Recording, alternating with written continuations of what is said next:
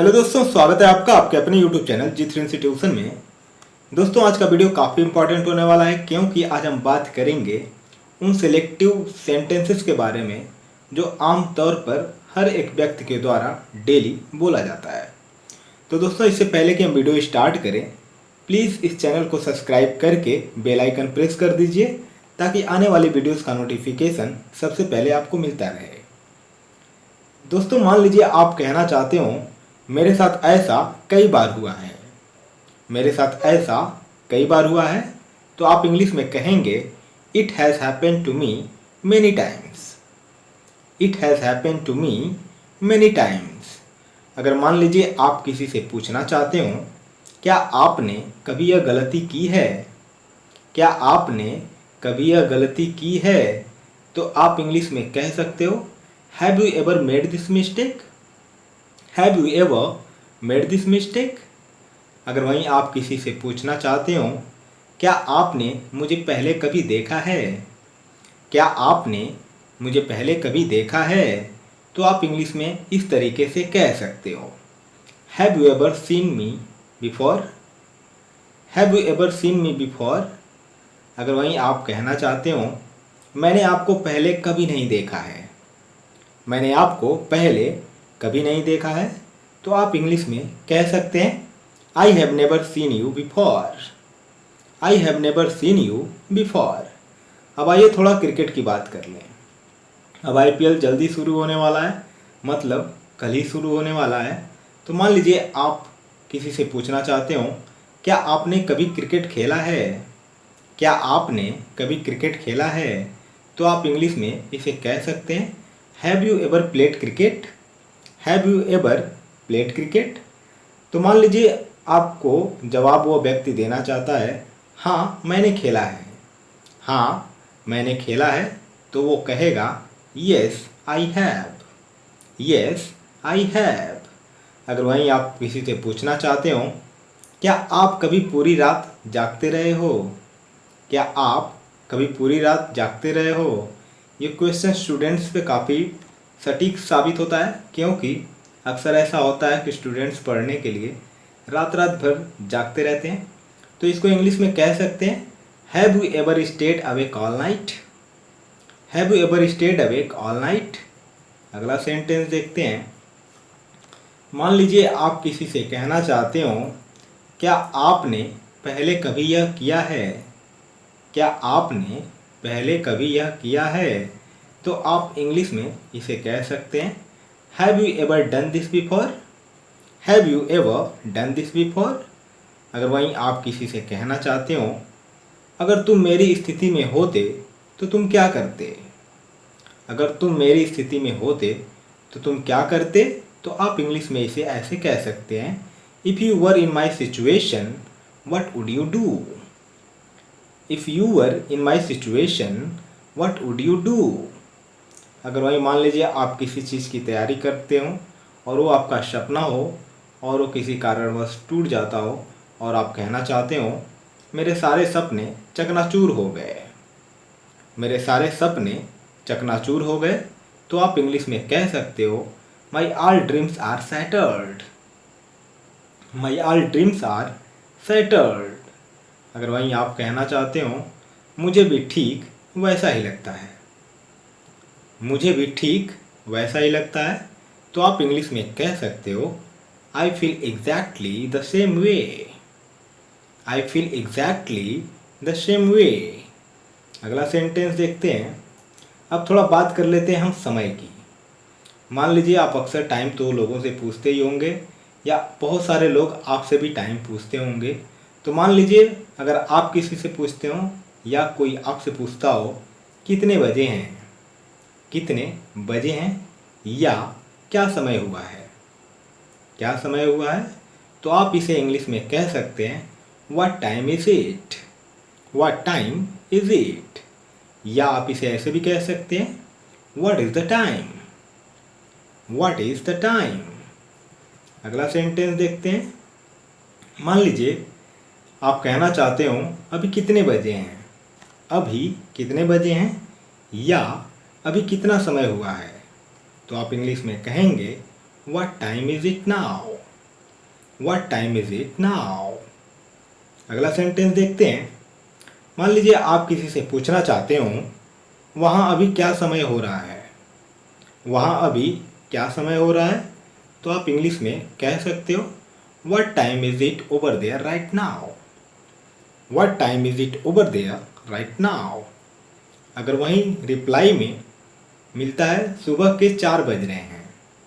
मान लीजिए रिप्लाई में कोई कहना चाहता हो सुबह के 4 बज रहे हैं, तो वो इंग्लिश में कहेगा इट्स 4 AM। It's 4 AM। अगर वहीं मान लीजिए कोई कहना चाहता हो 4:05 हुए हैं। 4:05 हुए हैं, तो वो 2 तरीके से इसे इंग्लिश में कह सकता है। जैसे इट्स 4:05।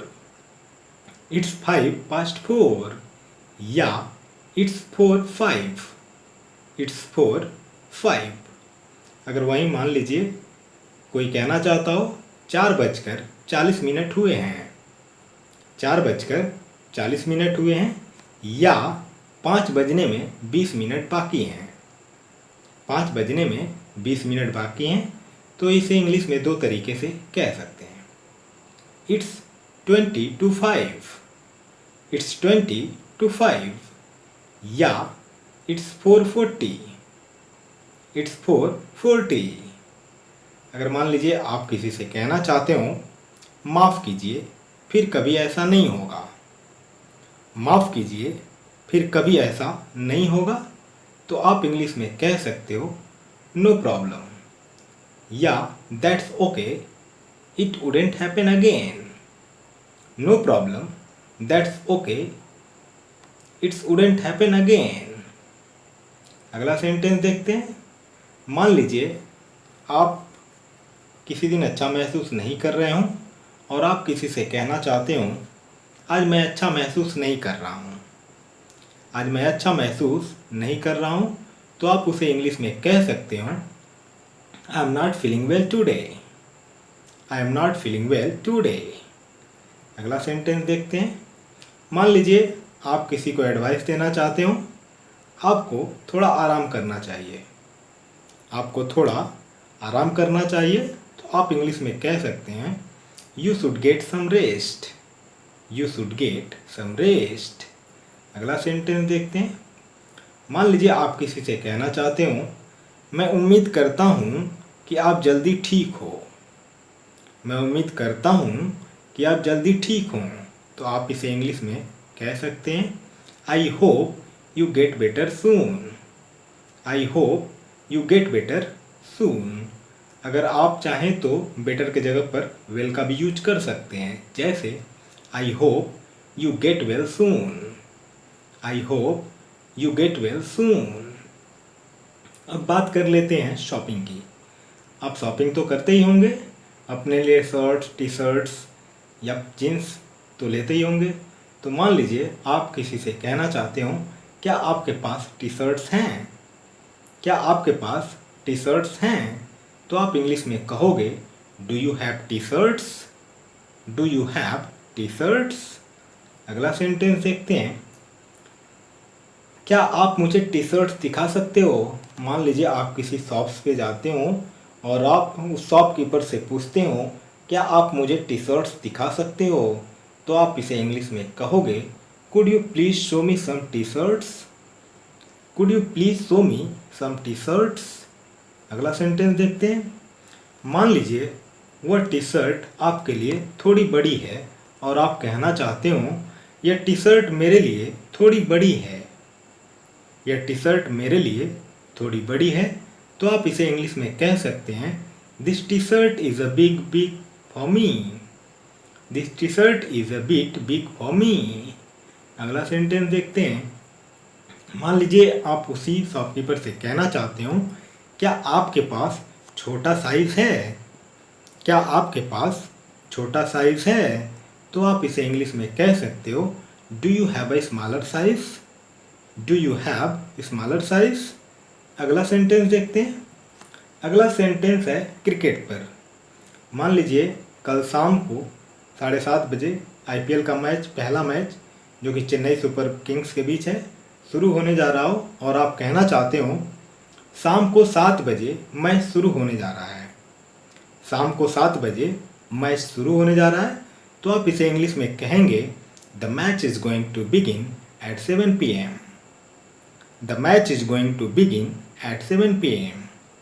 अगर वहीं आप कहना चाहते हो मैच 5 मिनट में शुरू होगा, क्योंकि सभी लोगों को एक्साइटमेंट है, क्योंकि बहुत दिनों के बाद क्रिकेट देखने को मिलेगा और उसमें 5 मिनट केवल बाकी है शुरू होने में मैच को, तो आप कह सकते हैं मैच 5 मिनट में शुरू होगा, तो आप इसे इंग्लिश में कहोगे the match will start in 5 minutes.